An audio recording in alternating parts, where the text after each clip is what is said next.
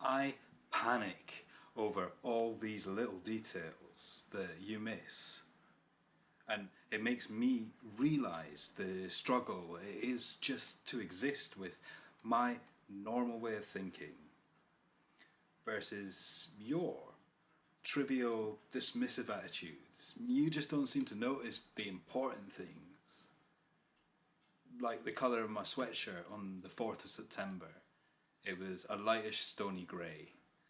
And I was stared down at it throughout that day to get away from the sensory assaults of all the colours and the shades and the unnecessary Glade air freshener sprays, the particles which would lodge in my nostrils for days. And it's times like these I'm thankful for the cuff of my sleeve to breathe in. Because you see, these things, they have an effect on my heart rate, my breathing, my body temperature, my internal thermostat, but I don't always have the verbal capacity to articulate stuff like that. And you say that you want to engage with me, but all the while that pattern on your brogues is enraging me. Inverted hearts formed from holes. It's sloppy, shoddy asymmetry. And I'm not your buddy, your pal, or your mate. Have some respect, because you've just met me. So, don't stick your puzzle piece shaped label on me, because I'm completely complete without your analogy. And what's more, I'm not a problem. I don't need to be cured. I'm intricate and I'm rare. I'm unique and I'm demure. And there's so much that you don't know about me. There's a lot that I can do. I could build a to-scale model train from a box of matches and some glue, and I could quote every line from every Star Wars film if you asked me to. I could draw a plan of this whole building from a bird's eye view, and I'm a pretty dab hand at the association game because my mind assigns an image to every syllable of every name, and every letter of every font is a face with a different emotion. The irregularity of graffiti lettering, it can evoke an internal commotion, so please understand that when I'm quiet, it's just my processing time. I'm not being non-compliant, and when I screw your precious worksheet up, I'm not trying to be defiant. There are deep-rooted reasons behind the things that I do. It's just that more often than not, I can't function in these confines that suit you.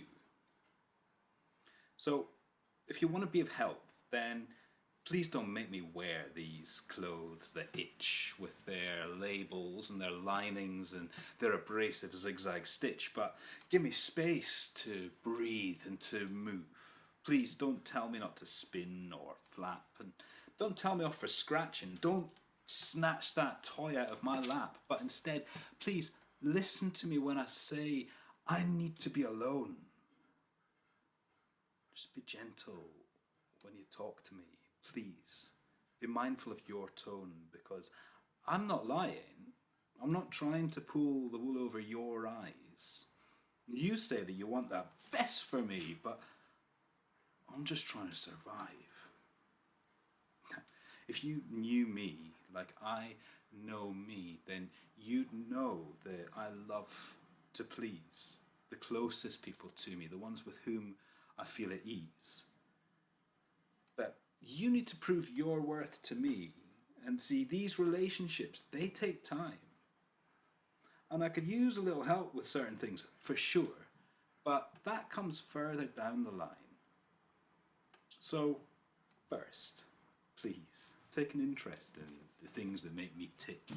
Let me show you my creations in the form of Lego bricks, and sit next to me, not across from me. We could draw together on paper A2 size, and I can talk to you through the pictures if you'll listen with your eyes. And your strategies, hey, they may well have a place, but only if they're consistent with my mum's.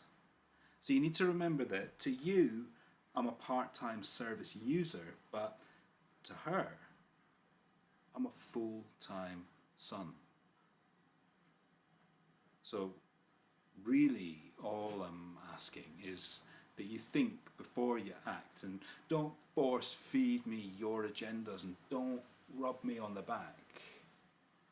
But instead, invest your time and your patience. And eventually you'll see that a relationship, a bond, and a trust can be built with empathy.